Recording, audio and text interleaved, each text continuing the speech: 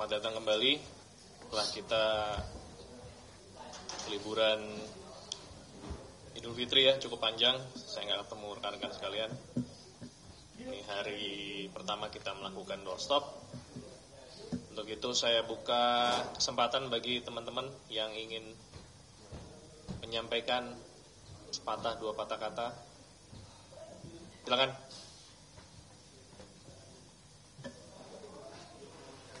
Itu saya lagi nunggu jawaban dari penyidiknya. Jadi semoga di akhir doorstop ini sudah ada. Mungkin bisa dilanjutkan dengan pertanyaan yang lain.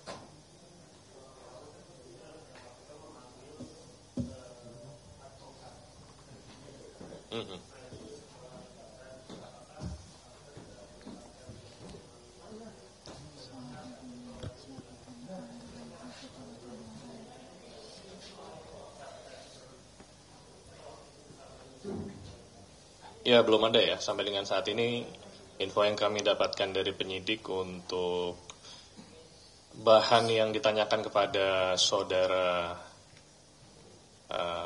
F, termasuk juga adik kandungnya, sudah cukup. Namun tidak tertutup kemungkinan bila nanti ke depan ada informasi maupun alat bukti yang diperlukan untuk diklarifikasi kepada yang bersangkutan akan dipanggil lagi. Tapi sampai dengan saat ini untuk sementara sudah cukup. Terkait pertanyaan pemeriksaan saudara DST ya, sudah selesai belum? Udah pulang ya? Baik. Jadi informasi yang didapat dari penyidik yang bersangkutan dimintakan keterangannya terkait pertemuan, informasi pertemuan antara yang bersangkutan dengan saudara HM di Kuala Lumpur, Malaysia. Ya. Konteksnya itu, namun lebih teknisnya masih belum dapat dibuka oleh penyidik, masih memerlukan waktu untuk diperdalam. Jadi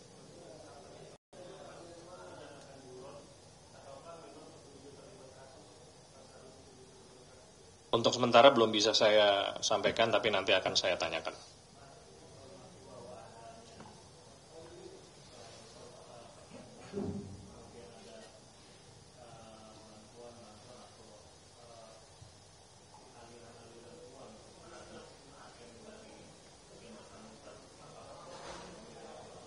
Kalau aliran uang belum ada infonya.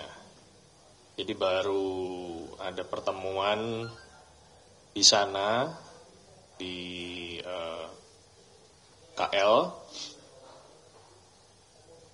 Pembahasannya terkait ada permintaan dari saudara DST kepada saudara HM untuk membantu mengurus sesuatu. Ya, untuk membantu mengurus sesuatu. Tapi detailnya belum bisa disampaikan saat ini. Sesuatunya itu perkara, Mas? Nanti saya tanyakan penyidik dulu ya, bisa disampaikan ke teman-teman atau belum.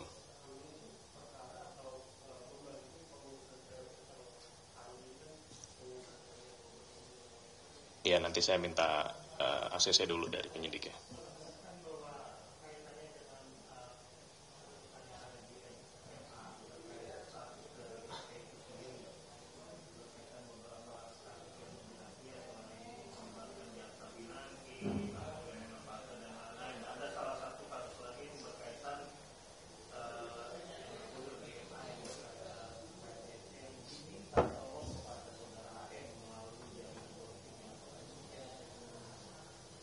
Saya tidak bisa mengiyakan,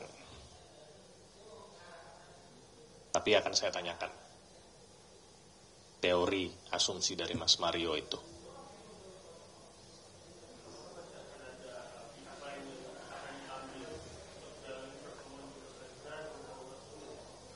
Ada kemungkinan bila memang dibutuhkan ada pihak lain yang akan dimintakan keterangan, tentunya penyidik akan melakukan pemanggilan kepada pihak-pihak tersebut.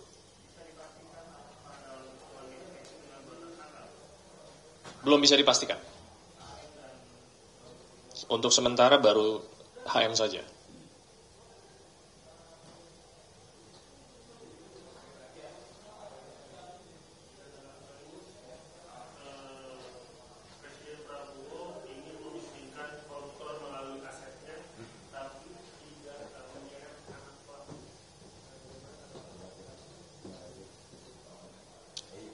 Disampaikan di mana pernyataan itu? Oke, kalau untuk pastinya tentu nanti saya akan cek terlebih dahulu ya, agar tidak ada salah konteks dalam memberikan jawaban. Namun dalam hal pemiskinan koruptor, saya pikir ini menjadi sebuah cara yang sudah banyak diharapkan tidak saja oleh KPK namun juga oleh masyarakat Indonesia. Ya, bentuk pemiskinan ini tentunya perlu dibuat undang-undangnya. Ya. Undang-undang seperti apa nanti bentuknya kita juga perlu ada pembahasan para penegak hukum, dalam hal ini dari sisi yudikatif, lalu dari sisi eksekutif, dan tentunya legislatif.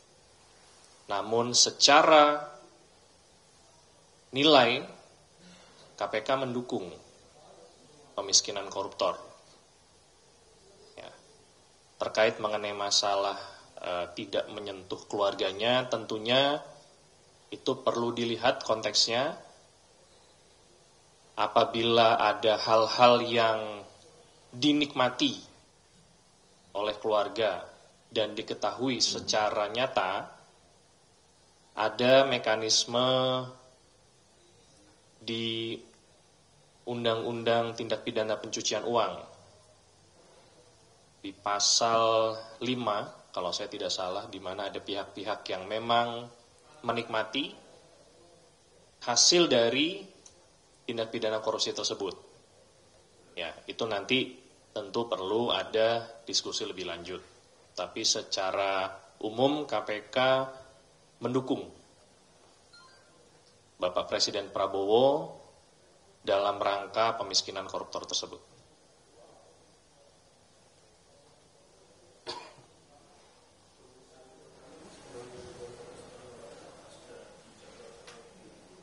Belum ada jadwalnya, sepanjang pengetahuan saya. Sebagaimana yang rekan-rekan ketahui bahwa sudah ada proses penggeledahan ya di rumah yang bersangkutan, tentunya secara umum akan ada klarifikasi kepada yang bersangkutan terkait alat bukti yang sudah dilakukan penyitaan dari rumah yang bersangkutan. Tetapi kapannya kita tunggu aja.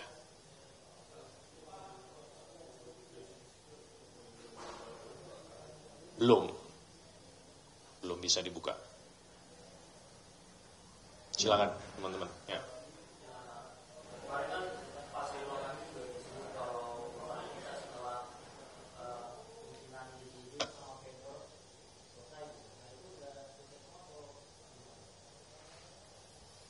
Sepanjang pengetahuan saya belum selesai. Sepanjang pengetahuan saya. Jadi kalau konteksnya adalah pemeriksaan setelah pemeriksaan itu ya masih berlangsung.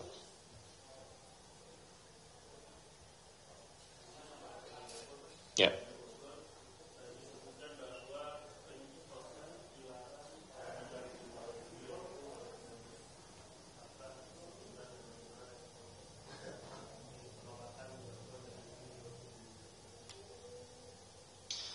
Informasi terakhir yang saya terima dari PLT Kepala Biro Hukum KPK, Mas Iskandar, Terakhir dari hakim sudah menanyakan kepada tergugat, termasuk kuasa hukumnya, apakah akan menambah kuasa hukum. Dan info yang kami dapatkan sudah dilakukan penambahan dan diperbolehkan dan sudah dimintakan untuk diajukan kepada PN Bogor. Jadi harapan kita untuk sidang berikutnya dari Biro Hukum bisa bersama-sama kuasa hukum dari IM57 mendampingi penyidik saudara RPB di persidangan tersebut.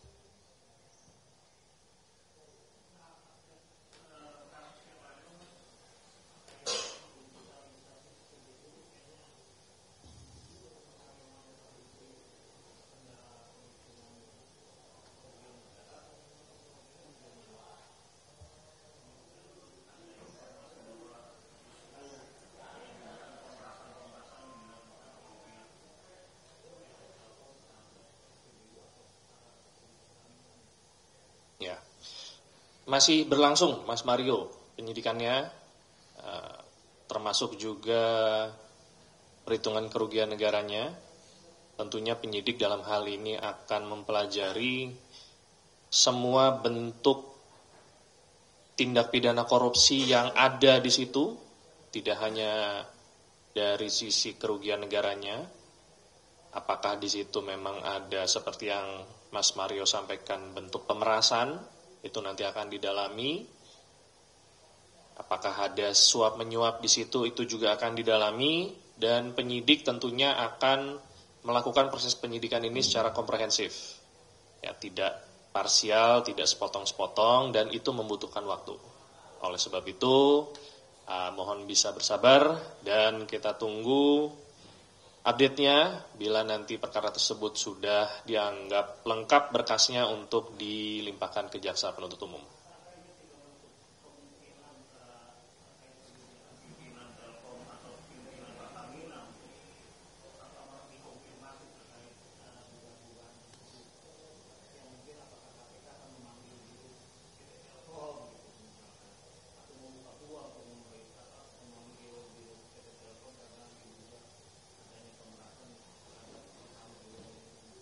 Ya, saya tidak bisa berasumsi, namun sepanjang pengetahuan saya bila memang ada pihak-pihak yang keterangan yang dibutuhkan akan dipanggil oleh penyidik untuk dimintakan keterangan. Ya.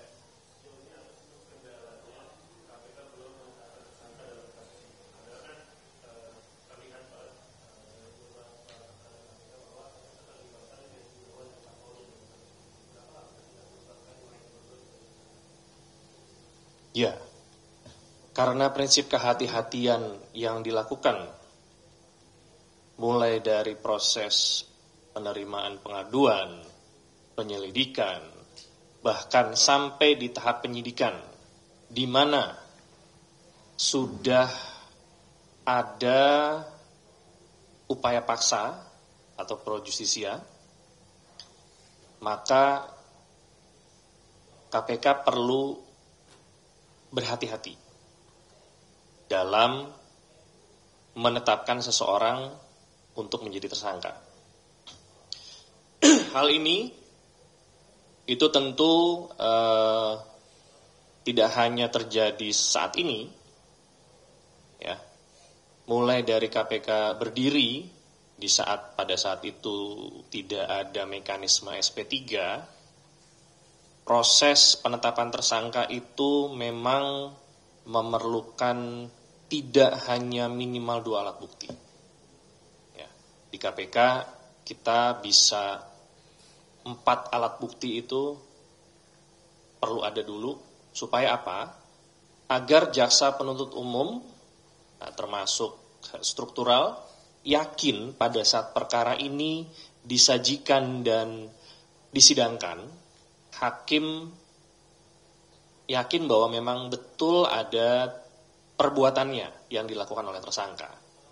Jadi saya pikir akan ada waktu siapapun yang memang berdasarkan alat bukti akan ditetapkan sebagai tersangka di KPK. Jadi tidak terlalu cepat, tidak terlalu lambat. Demikian.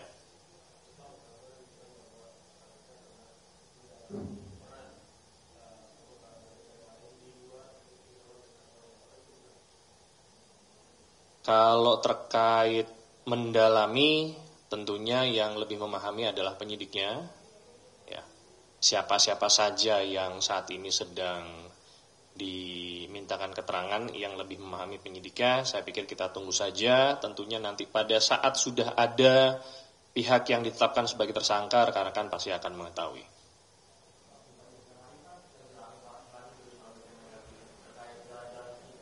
Bupati Indramayu.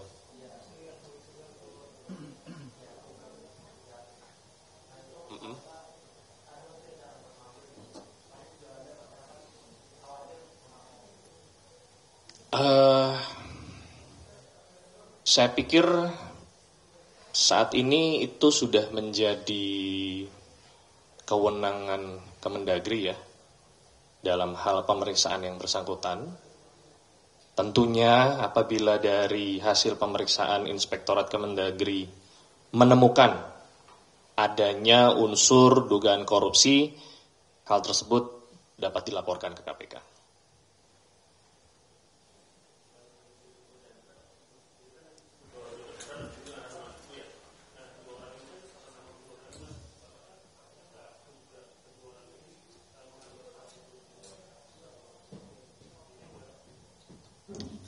Ya, semua hal dan semua asumsi sedang didalami oleh penyidik.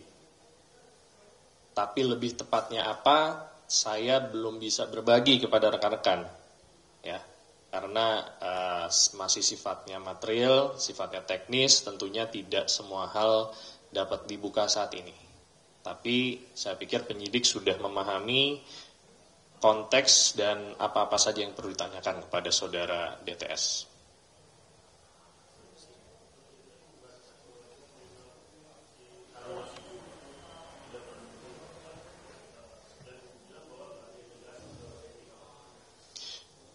Ya, info yang kami dapatkan ya, kembali lagi, penyidik mendapatkan informasi adanya pertemuan saudara DST dengan saudara HM di Kuala Lumpur.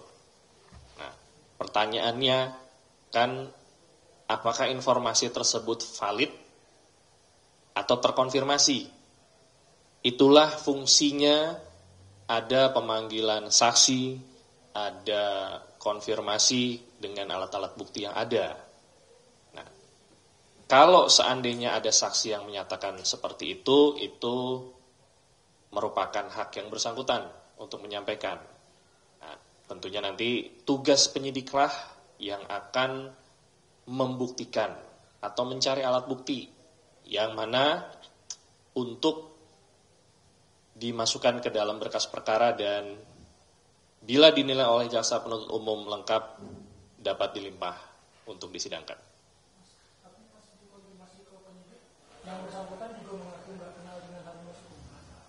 Saya tidak tahu apakah itu ditanyakan atau tidak.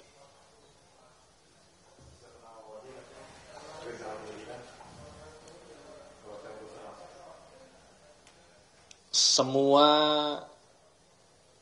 dugaan atau asumsi tentu perlu alat bukti terlebih dahulu.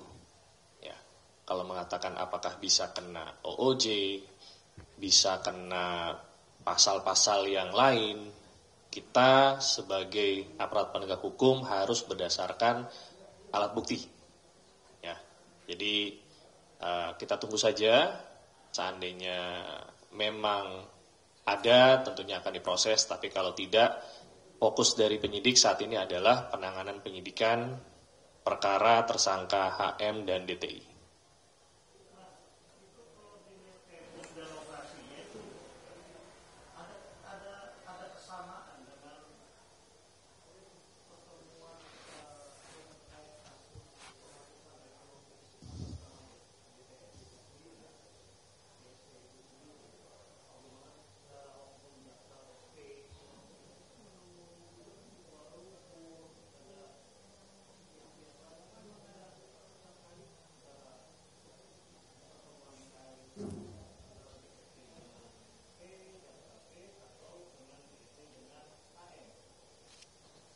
Ya, tempusnya saya tidak diberitahu Mas Mario kapan dilakukan pertemuan tersebut ya.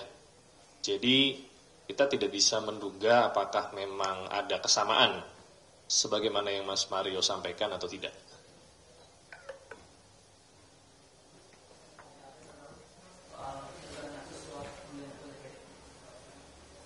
Dugaan kasus DPD.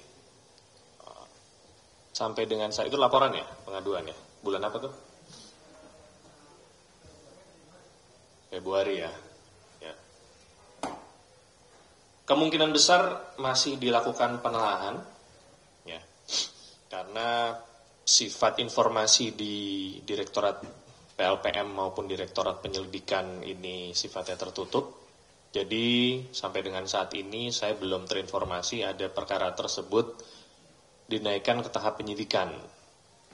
Apakah sudah naik ke tahap penyelidikan itu saya juga tidak terinfo, kemungkinan besar masih dilakukan proses penelaahan.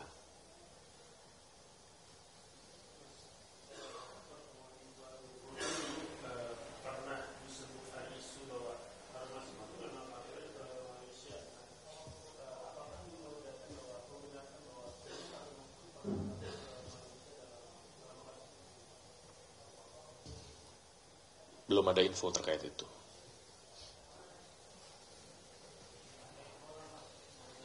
Dari tadi udah banyak.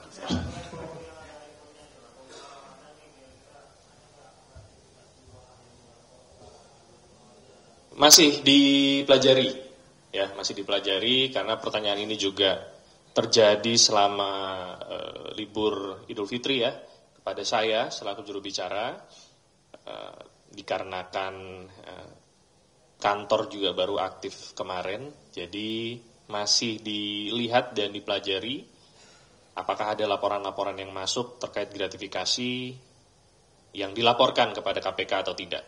Jadi kita tunggu aja.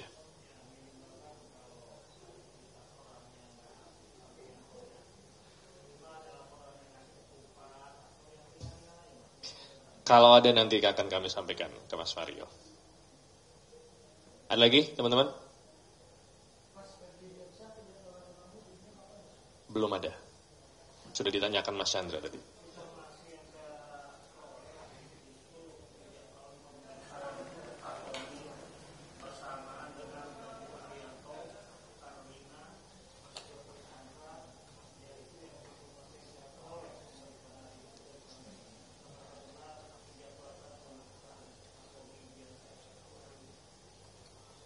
Belum ada kalau hari ini. Hari ini hanya satu saksi saja di tingkat penyidikan.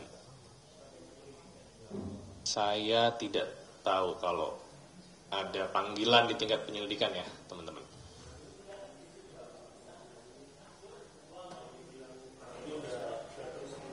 Iya, jadi jadwal pemanggilan saudara FD itu sudah dipenuhi oleh yang bersangkutan di tanggal 27 Maret 2025 bersamaan dengan dikirimkannya surat panggilan tersebut.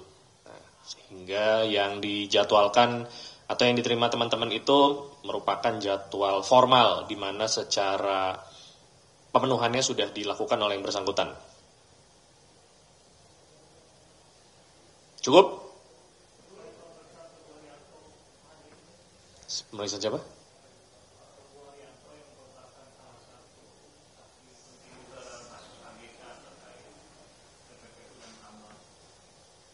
Tidak ada di tingkat penyidikan. Bisa jadi.